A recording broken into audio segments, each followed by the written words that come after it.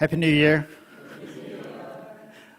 우리나라는 두 번 새해 복 많이 받으세요 하니까 참 복을 많이 받는 백성인 것 같습니다.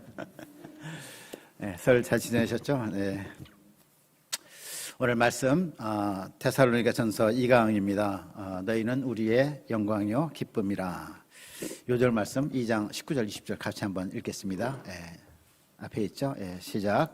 우리의 소망이나 기쁨이나 자랑의 면류관이 무엇이냐? 그가 강림하실 때 우리 주 예수 앞에 너희가 아니냐? 너희는 우리의 영광이요 기쁨이니라. 기도하죠. 하나님 아버지, 허물지고 부족한 죄인들을 사랑하시되 독생자 예수님을 아낌없이 내어주셔서 그의 피로 우리를 죄사함 주시고 영원한 생명 주시고 하나님의 자녀 삼아주시는 이 한 가지 은혜 생각할 때마다 너무너무 감사드립니다. 날마다 구원의 은혜를 새롭게 새기고 이 한 가지 감사하며 이 땅에서 주의 종들로 충성스럽게 사는 죄들로 축복하시기를 간절히 기도합니다. 이 시간에 생명의 말씀 우리의 심령에 허락하시고 성령 하나님께서 우리의 마음을 겸손케 하시고 인사이트 주셔서 말씀을 깨달아 알게 도와주십시오. 예수님의 이름으로 기도합니다. 아멘. 자, 오늘 본문은 데살로니가 전서 2장 3장입니다. 지난주에 우리가 1장 배웠죠. 1장은 이제 본이 되는 데살로니가 교회에 대한 말씀이었습니다. 데살로니가 교회는 3주 동안 말씀을 받은 신생 교회였는데 놀랍게도 성령의 역사가 있어가지고 성장하여서 마게도냐와 아가냐에 있는 온 믿는 사람들의 본이 되었습니다. 본문을 보면 그렇게 된 이유가 뭔가를 좀 살펴보면 5절과 6절에 그 키가 있더라고요. 5절에 보면 말씀을 전한 사람이 어떻게 했어요? 능력과 성령과 큰 확신으로 1장 5절 말씀 전하고, 또 말씀 받는 사람 1장 6절을 보니까 말씀 받는 사람도 많은 환난 가운데서 성령의 기쁨으로 말씀을 받았다 이렇게 돼 있어요. 말씀을 받은 것으로 끝나지 않고 또 그 다음에 어떻게 되었냐면 바울과 주를 본받은 자가 되었다 이렇게 됐습니다. 그러니까 말씀을 감동적으로 들은 것으로 끝나지 않고 그 말씀대로 삶을 통해서 바울과 주를 본받는 그런 사람들이 되었다는 걸 볼 수가 있죠. 지금 어떻게 보면 오늘 본문 2장 13절에 보면 어떻게 나옵니까? 너희가 말씀을 받을 때 하나님의 말씀으로 받았다 이렇게 되어 있죠. 하나님의 말씀을 살아계신 하나님의 말씀으로 받고 그 말씀에 순종하는 삶으로 인해서 비록 신생교회지만은 아주 좋은 영향력 있는 본이 되는 교회가 되었습니다. 자, 오늘 2장 3장은 어떤 내용이냐면 바울이 자신의 목자 생활을 이렇게 간증하는 내용이에요. 이것은 뭐 자기가 이렇게 모범적인 목자 생활을 했다, 내가 너희를 이렇게 사랑한다, 이걸 뭐 나타내기 위한 것이 아니고 당시 그 대적자들이 바울을 많이 비방했어요. 그는 순수하지 않다, 너를 속이려고 한다, 이런 것을 디펜드하기 위해서 이제 쓴 것인데, 왜냐하면 그래야지 데살로니가 성도들이 보호가 되는 것이죠. 그들에게 전한 말씀이 순수하고 온전하다는 증거가 되기 때문에 그렇습니다. 우리가 오늘 말씀을 통해서 복음 전도자로서의 바울의 믿음과 그의 양들에 대한 뜨거운 사랑, 이것을 우리가 배우면 좋겠습니다.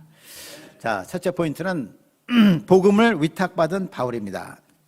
1절 2절을 보겠습니다. 형제들아, 우리가 너희 가운데 들어감이 헛되지 않은 줄을 너희가 친히 아나니 너희 아는 바와 같이 우리가 먼저 빌립보에서 고난과 능욕을 당하였으나 우리 하나님을 힘입어서 많은 싸움 중에 하나님의 복음을 너희에게 말하였느니라. 자, 고난과 능욕을 당한 것은 빌립보에서 당한 것입니다. 하나님을 힘입어 말씀을 담대히 전한 것은 지금 데살로니가 그 부분, 그 문장이 끊어집니다. 사도행전 16장, 우리가 사도행전 지난번 배웠죠. 16장을 보면 바울 일행이 마게도냐의 첫 성 빌립보에 도착을 해요. 거기서 이제 개척 역사를 시작하는 내용이 사도행전 16장인데, 그들이 안식일에 말씀을 전하고 기도하기 위해서 어디 가야 되는데 회당이 없어요. 그래서 밖에 나가서 어디로 가죠? 강가로 가서 이제 말씀 전할 사람들 찾아보니까 거기에 여인들이 좀 있었죠. 그래서 그들에게 말씀을 전하는데 어떻게 기록이 됐냐면 하나님께서 루디아라 하는 여인의 마음을 여셔가지고 말씀을 받게 했다, 이렇게 기록이 되어 있습니다. 그래서 그 루디아가 말씀 받고 바울 일행을 집으로 초청해서 자기와 자기 온 가족이 세례를 받는 내용이 나와요. 그 다음에 바울이 길을 가다가 누구를 만나냐면 한 여종, 귀신 들린 여종인데 점치는 여종을 만나죠. 너무나 불쌍하잖아요. 소년데 이렇게 참 귀신 들려 있으니까. 그래서 바울이 그녀에게서 귀신을 쫓아냅니다. 그런데 귀신이 나가지 한 가지 문제가 생겼어요. 신통력이 떨어져가지고 점괘가 안 맞아. 그래가지고 그 주인들이 이제 손해를 보게 됐잖아요. 그래서 그 주인들이 어떻게 했어요? 바울과 시라를 데려다가 관리들에게 끌고 가서 고소합니다. 그러니까 관리들이 그걸 듣고 그들의 옷을 벗기고 심하게 매질을 해요. 그리고 감옥에 집어넣지 않습니까? 감옥에 넣어서 있다가 나중에 꺼내서 그들을 추방하는 내용이 16장에 나와요. 자, 바울이 복음을 전하다가 이런 고난과 능욕을 당하면 어떻습니까? 뭐 다시 복음을 전하기가 힘들잖아요. 우리 마음이 막 위축되고 가슴이 떨리고 두려워지고 트라우마가 생기지 않습니까? 보통 이런 경우에는 야, 내가 이런 정도까지 고난을 받았어. 매질을 당하고 감옥에도 갔어. 그 정도로 이제 소위 명예로 삼고 이걸 훈장으로 삼고 은퇴하는 경우가 많아요. 근데 바울은 어떻게 했습니까? 도리어 데살로니가에서 어떤 자세로 복음을 전합니까?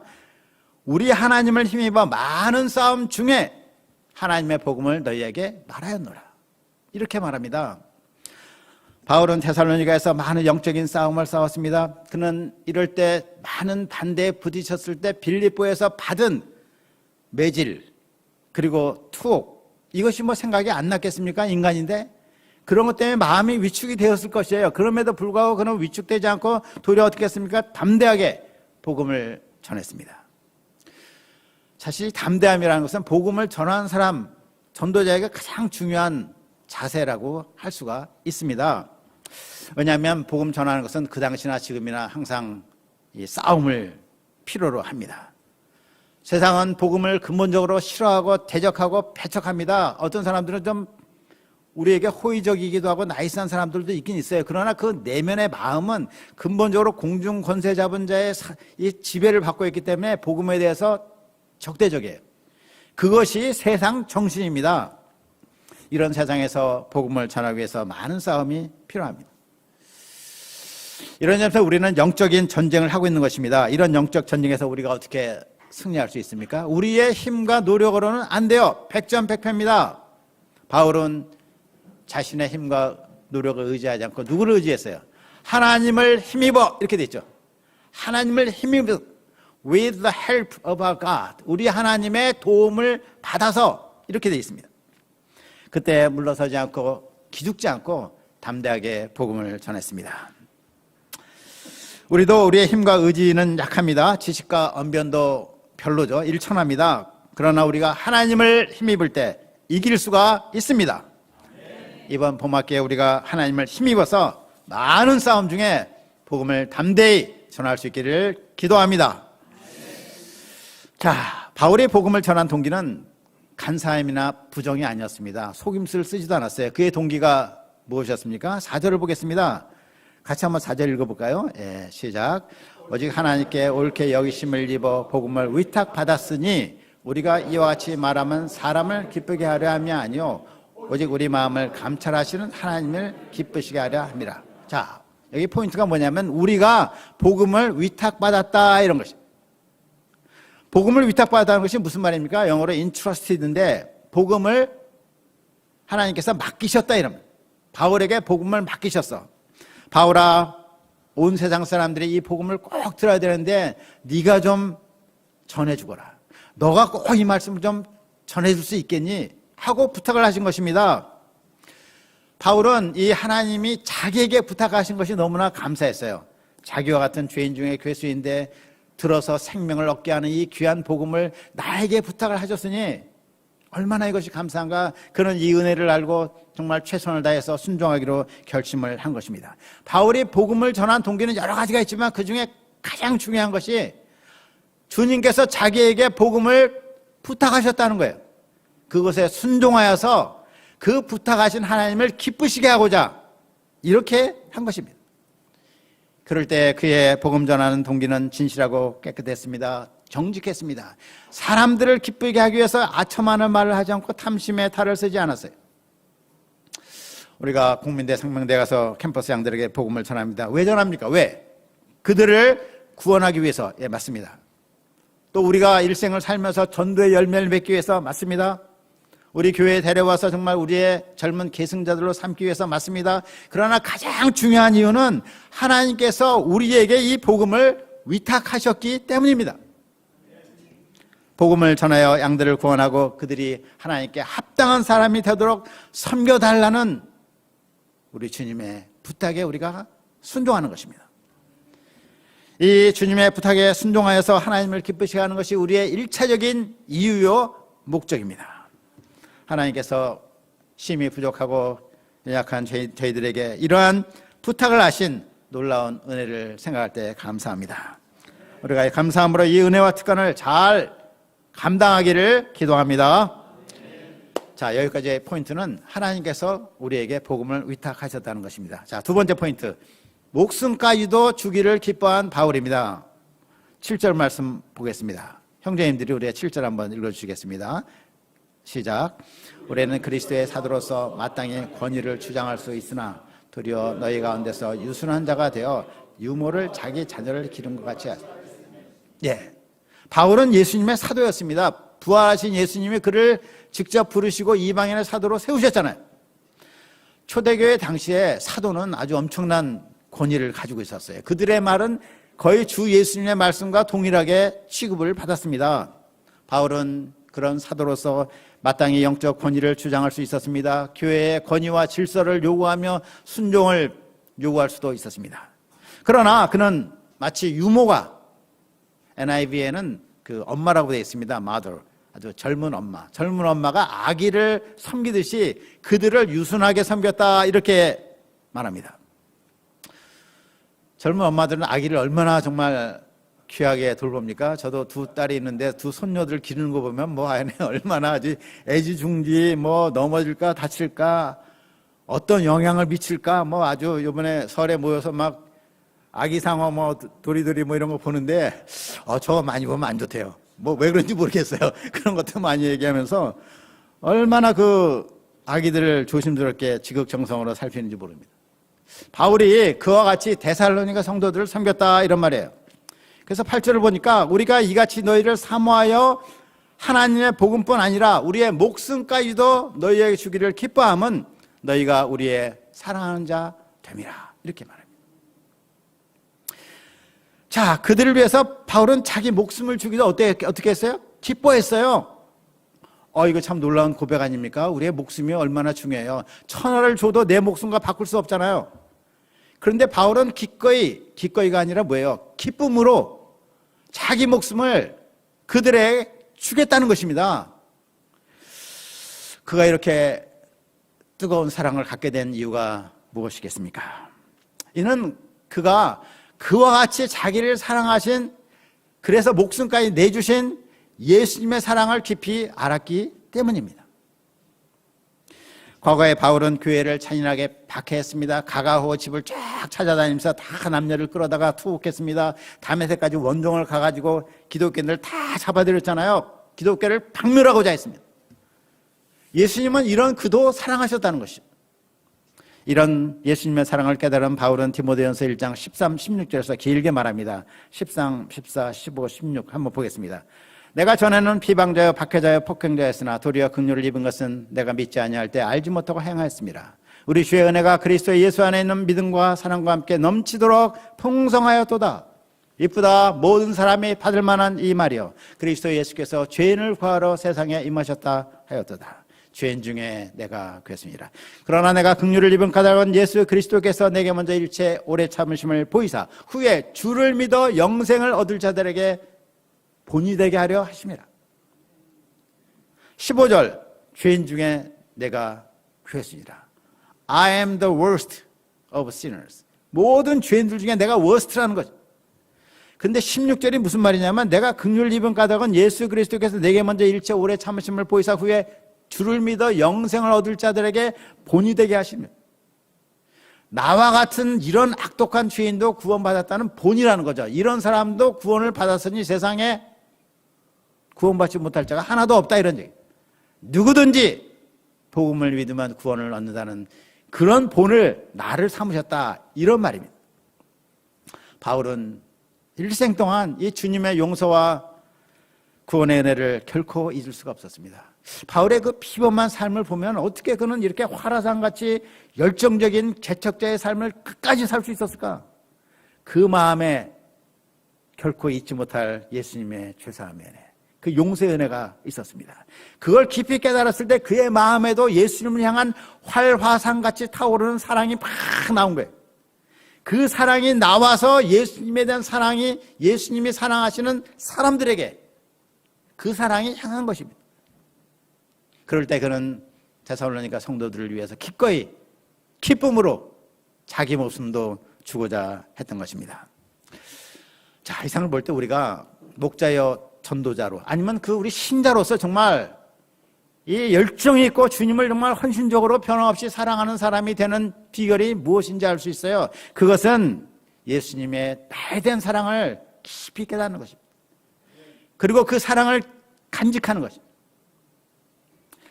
저는 이 말씀을 준비하면서 예수님이 저를 얼마나 참 흉악한 죄인인데 사랑하셨는가, 목자여 선교사로 쓰셨는가 생각할 때 정말로 감사가 되고, 구원의 은혜 하나만 있으면 끝이다, 더 이상 바랄 것이 뭐가 있는가, 그런 마음을 깊이 갖게 되었습니다. 우리가 예수님의 사랑을 깊이 깨닫고 덧입을 때 양들을 위해 깊이 사랑하고 기쁨으로 목숨도 줄 수가 있습니다. 하나님께서 우리가 이런 사랑을 알게 하시고 이런 사랑을 실천하는 종들이 되도록 축복해 주시기를 간절히 기도합니다. 자, 세 번째 포인트, 하나님의 말씀으로 받은 데살로니가 교회입니다. 10절 말씀 우리 같이 한번 10절 읽겠습니다. 우리가 시작.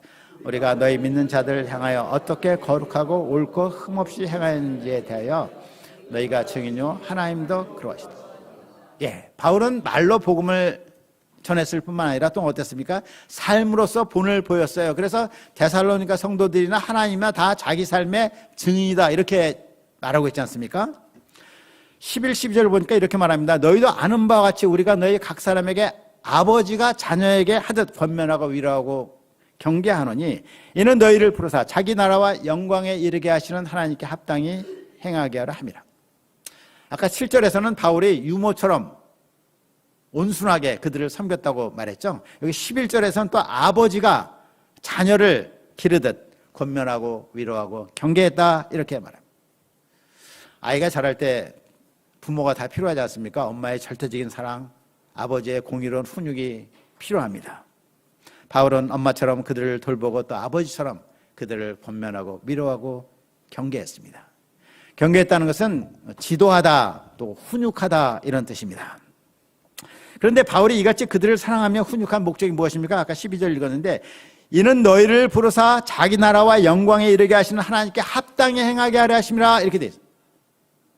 바울의 양들을 헌신적으로 돕는 이유는 자기 영광을 구하거나 자기 유익을 구하는 것이 전혀 아니었습니다. 그의 목적은 아주 순수했어요. 그들이 하나님께 합당한 사람들이 되도록 하는 것입니다. 오늘 본문 마지막 구절인 3장 13절에도 바울은 데살로니가 성도들을 위해서 이렇게 기도해요. 하나님 우리 아버지 앞에서 거룩함에 흠이 없게 하시기를 원하노라. 그는 자기가 어떻게 되든 간에 양들이 잘 되기를, 그냥 세상에서 성공해서 잘 되는 것이 아니라 하나님께 합당한 사람, 거룩한 사람이 되도록, 그래서 하나님을 기쁘시게 하는 사람들이 되도록, 이것이 그의 목적이었습니다. 바울이 이런 자세로 성도들을 섬겼을 때 그들은 또한 어떻게 말씀을 받았습니까? 13절을 우리 자매님들이 한번 읽겠습니다. 13절 시작. 이러므로 우리가 하나님께 끊임없이 감사함은 너희가 우리에게 들은 바 하나님의 말씀을 때 사람의 말로 받지 아니하고 하나님의 말씀으로 받으니 진실로 그러하도다. 이 말씀이 또한 너희 믿는 자 가운데서 역사하리라. 바울이 지금 하나님께 데살로니가 성도들 때문에 끊임없이 감사한다고 지금 말하고 있죠. 왜 하나님께 끊임없이 감사합니까? 그들이 세상에서 성공해서 잘 살기 때문에 그렇습니까? 그것이 아니죠. 그들이 말씀을 받을 때 사람의 말로 받지 않냐고 하나님의 말씀으로 받았다는 그 사실, 그걸 생각할 때 끊임없이 하나님께 감사했습니다. 비록 바울이라는 사람이, 신라라는 사람이 말씀을 전했지만 그 말을 하나님의 말씀으로 여기고 받았습니다. 그런 자세로 받았다는 게 뭘 말해요? 그런 자세로 받았다. 그 말씀 듣는 것을 감사하게 생각했다. 경외심으로 받았다. 한마디도 놓치지 않고자 아주 주의 깊게 들었다. 하나님의 은혜의 말씀 듣는 것을 큰 특권으로 생각하고 기쁨으로 받았다. 뭐 이런 거 아니겠습니까? 그런 자세로 말씀을 쫙 받으니까 스펀지가 물을 빨아들이시 그냥 그 심령에 쫙 들어간 것이죠. 사도행전 10장을 보면 백부장 고넬료가 베드로 앞에 선 내용이 그 장면이 나와요. 고넬료가 이렇게 말합니다. 내가 곧 당신에게 사람을 보내는데 오셨으니 잘하였나이다. 이제 우리는 주께서 당신에게 보내신 모든 것을 듣고자 하여 다 하나님 앞에 있나이다. 이렇게 말해요. 베드로 앞에 서 있는데 우리는 하나님 앞에 있나이다. 그야말로 베드로의 말을 정말로 살아계신 하나님의 말씀으로 받은 것이죠. 데살로니가 성도들도 그랬습니다. 가난하고 겸손한 마음, 하나님 앞에 선 것 같은 두려운 마음으로 말씀을 받았습니다. 그런 믿음과 자세로 말씀을 받았을 때 말씀이 그들의 심령에 강력하게 역사를 한 것입니다. 여기서 우리는 말씀 받는 자세의 중요성을 배울 수가 있죠. 하나님의 말씀을 살아계신 하나님의 말씀으로 받을 때 성령께서 그 말씀을 통해 우리 마음에 역사하십니다. 깨달음 주시고 믿음을 일으켜 주시고 우리 내면의 변화의 역사를 이루어 주십니다. 사람의 말로 받을 때 그냥 우리 지적인 호기심만 채우고 뭐 지식만 더해요. 그러나 말씀을 정말 하나님의 말씀으로 받을 때 우리 내면의 변화가 일어나고 영적 성장이 이루어집니다. 요즘 유튜브 보면은 좋은 설교들 참 많이 나와요. 아주 풍부한 복음적인 설교 들을 수 있어서 참 좋아요. 저도 자주 봅니다. 배우는데. 근데 약간 어떤 점이 있냐면 영화관에 가서 내가 재밌어하는 영화를 픽하는 약간 그런 느낌이 들어요. 아, 이게 재밌을까? 저게 재밌을까? 요거 들을까? 저거 들을까? 하다가 어느 설교를 들으면은 우리가 하나님 앞에서 말씀 듣는 자세가 조금 약해지지 않는가 그런 생각이 들기도 합니다. 요즘에 많은 신자들은 실제 경기를 뛰는 선수가 아니라 중계석에 앉아서 선수들을 평가하는 위치에 서는 경우가 많아요. 삶에서 자기를 실체화시키기보다 남을 평가하면서 살아갑니다. 남을 평가하니까 자기는 신앙생활 잘하고 있다고 당연히 생각을 하죠. 스스로 속는 경우가 많습니다. 우리가 성경을 읽을 때 또 하나님의 말씀을 들을 때 이것이 하나님의 말씀, 살아계신 말씀이라는 믿음을 갖기를 기도합니다. 그런 믿음을 가질 때 우리 심령의 말씀을 통한 성령의 역사와 변화와 성장의 역사가 있게 됨을 믿습니다. 자, 네 번째 포인트, 우리의 영광이요 기쁨이라. 바울은 데살로니가를 떠나서 베레아로 갔습니다. 그때 그는 몸으로는 떠났지만 마음으로는 정말 데살로니가 성도들을 그리워하고 그들을 보고자 했습니다. 다시 돌아가고자 했지만 사탄이 막았습니다. 바울은 그들을 열정적으로 사모했습니다. 19절 20절 말씀 요절인데 같이 한번 19절 20절 읽겠습니다. 시작. 우리의 소망이나 기쁨이나 자랑의 면류관이 무엇이냐? 그가 강림하실 때 우리 주 예수 앞에 너희가 아니냐? 너희는 우리의 영광이요 기쁨이라. 바울은 과거에 뛰어난 율법 학자가 되어서 세상에 자기 이름을 내는 것을 소망이요 기쁨으로 여겼습니다. 이런 그가 다메섹 도상에서 예수님을 만난 후에 그의 소망과 기쁨의 이유가 변했어요. 주님의 소망과 기쁨이 자기의 소망과 기쁨이 되었습니다. 주님은 회개할 것 없는 의인 99으로 말미암아 기뻐하는 것보다 죄인 한 사람이 회개하는 것을 더 기뻐하신다고 하셨죠. 누가복음 15장 7절입니다. 이 주님의 마음을 따라서 바울은 죄인들 한 사람을 구원하고 하나님의 자녀로 삼는 것을 가장 기뻐하게 되었습니다. 그들이 변화되어 하나님의 사람으로 성장해가는 것을 보는 것이 최고의 기쁨이었어요. 그 기쁨이 너무너무 컸어요. 바울은 그 자신이 가는 곳마다 박해를 받았습니다. 세상은 바울을 귀하게 여기지 않았습니다. 채찍을 때리고 돌로 치고 감옥에 집어넣고 추방해버렸습니다. 그러나 바울은 슬퍼하거나 낙심하지 않았습니다. 왜? 이는 그에게 세상에 그 무엇과도 바꿀 수 없는 소망과 기쁨이 있었기 때문에 그는 성도들을 자기 생명보다 귀하게 여겼습니다. 주 안에서 얻은 이들은 그의 진정한 소망이요 기쁨이었습니다. 그의 면류관이었습니다. 그 주님 앞에서 그의 인생 최고의 자랑이었습니다. 미국의 존 파이퍼 목사님의 설교를 하나 들어보니까 이런 말이 있더라고요. 요즘에 미국 노인들은 은퇴해서 바닷가에 별장을 지어놓고 조개 껍질들을 많이 모은대요. 쉘 컬렉션을 해서 쫙 집에 가면 조개 껍질 엄청 많아요. 그는 그들에게 이렇게 묻습니다. 당신들은 나중에 예수님 앞에 섰을 때 주님이 주신 그 인생, 그 에너지, 능력, 시간 갖고 뭘 했습니까? 물으시면 당신들은 뭐라고 하겠습니까? Look at my shells. 내 조개 껍질 좀 보세요. 얼마나 아름답습니까? 이렇게 말하시겠습니까? 이 질문이 참 우리에게도 적절합니다. 우리가 주님 앞에 설날이 곧 옵니다. 설날은 설날이기도 하지만 서게 될 날, 이것도 됩니다. 여러분은 그때 주님께 무엇을 보여드리시겠습니까? 주님, 내가 모은 이 조개 껍질을 보세요. 골동품을 보세요. 내가 모은 돈을 보세요. 내가 그동안 일생 동안 수고해서 얻은 내 재산을 보세요. 주님은 그런 거 별로 관심이 없으세요. 우리가 뭐라고 얘기해야 되겠습니까? 주님, 제가 정말 은혜로 하나님이 하신 역사에 조금 쓰임받아서 이렇게 영적인 열매들을 얻었습니다. 이들이 저의 기쁨이요 자랑입니다. 세상에서는 이거 인정하지 않지만 주님 앞에 이들이 저의 영광이요 제 자랑의 멸류관, 나의 크라운 왕관입니다.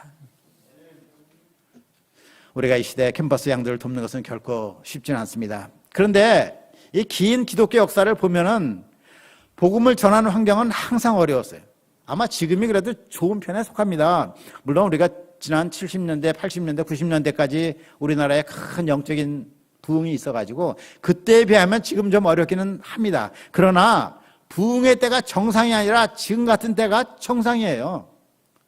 부흥 뒤에 이렇게 사막과 같은 시제로 오는 것이 그 사이클이 당연히 이렇게 오는 것입니다. 도리어 이런 상황에서 우리는 진짜로 다시 한번 주님의 부흥을 기대하며 주님께 대한 우리의 사랑을 보여드릴 수가 있습니다.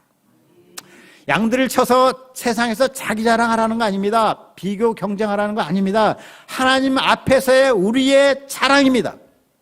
나의 인생의 결선에서 하나님 앞에서 내가 자랑으로 내놓을 것입니다. 왜 그래요? 그것이 하나님이 가장 원하시는 것, 하나님이 가장 높게 쳐주시는 것, 인정하시는 것, 그것 때문에 복음을 우리에게 부탁하신 것입니다. 우리가 살같이 지나가는 나의 인생을 귀하게 여기며 하나님 앞에서 자랑할 것이 있는 그러한 삶을 사는 종들이 되기를 간절히 기도합니다. 마지막 포인트, 우리가 이제는 살리라. 자, 사도행전 17장을 보면 바울이 데살로니가를 떠나서 베레아로 갑니다. 그리고 베레아에서 이제 아덴까지 가는데 아덴에 갔을 때 바울은 데살로니가 성도들이 염려가 되었어요. 그래서 디모데를 거기에 보내가지고 한번 상황을 파악하고 도움 줄 것이 있으면 도움을 주고 오도록 했습니다. 그리고 아덴에서 바울은 고린도로 왔는데 데살로니가 갔던 디모데가 이제 고린도로 돌아왔습니다. 좋은 소식을 갖고 왔어요. 좋은 소식. 데살로니가 성도들이 복음 안에서 잘 지내고 있습니다. 믿음의 역사가 있고 사랑의 수고가 있고 소망으로 인내를 잘하고 있습니다. 이 좋은 소식을 갖고 와서 바울에게 큰 힘과 위로가 되었습니다. 3장 8절 한번 같이 읽겠습니다. 마지막으로 3장 8절 시작. 그러므로 너희가 주 안에 굳게 선적 이제는 살자. 자, 당시 바울은 고린도 개척하느라고 많은 어려움을 겪고 있었어요. 환난과 궁핍이 심했습니다. 더하여서 그의 마음은 그 두고 온 양들에 대한 마음으로 눌려 있었어요. 그런 때 데살로니가 성도들에 대한 좋은 소식을 들었습니다. 그가 뭐라고 해요? 우리가 이제는 살리라. 지금까지 염려, 걱정으로 마음이 눌려서 죽을 것 같았는데 이제 좋은 소식을 들으니 살 것 같다. 여러분 예전에 혹시 두통약 개보린 광고 보신 적 있어요? 두통으로 그냥 몸이 이러고 있다가 약을 먹고 살리라. 바울의 마음이 이거예요. 이제는 살리라. 바울의 마음이 죽을 것 같기도 하고 살기도 살 것 같기도 한데 이것은 그의 일신상의 문제 때문에 그런 것이 아니었어요. 그가 다시 잡혀서 매를 맞는다든가 투옥당할까 봐 막 스트레스 받는 것이 아니었죠. 양들 때문이었습니다. 주님의 양들이 약해지면 바울의 마음은 타는 듯하고 죽음을 맛보았습니다. 양들이 잘 견디고 이겨나가면 비로소 사는 것 같았습니다. 그의 마음의 그 즐거움이 그 양들의 달려 있었습니다. 그래서 구절을 봅니다. 우리가 우리 하나님 앞에서 너희로 말미암아 모든 기쁨으로 기뻐하니 너희를 위하여 능히 어떠한 감사로 하나님께 보답할까. 모든 기쁨으로 기뻐하다는 것은 너무너무 기뻐한다는 거죠. 바울의 큰 기쁨은 자기가 잘되고 영광받는 것이 아니었어요. 양들이 믿음 가운데 서서 세상을 이기는 것이었습니다.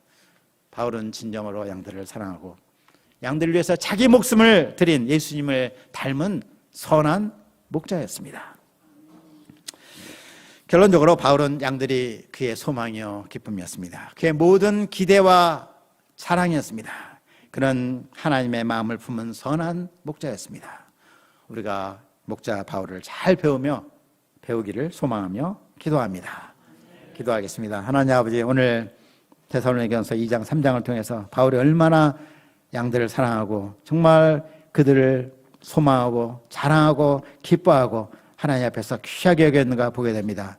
이것이 바로 주님의 마음인데 주님의 마음을 갖고 그들을 섬겼습니다. 우리에게도 주님 이런 마음 주시고 주님의 위탁하신 복음에 순종하여서 양들을 섬기고 이들을 인하여 기뻐하고 하나님께 자랑하는 우리들 되게 하시기를 간절히 기도합니다. 예수님의 이름으로 기도합니다. 아멘.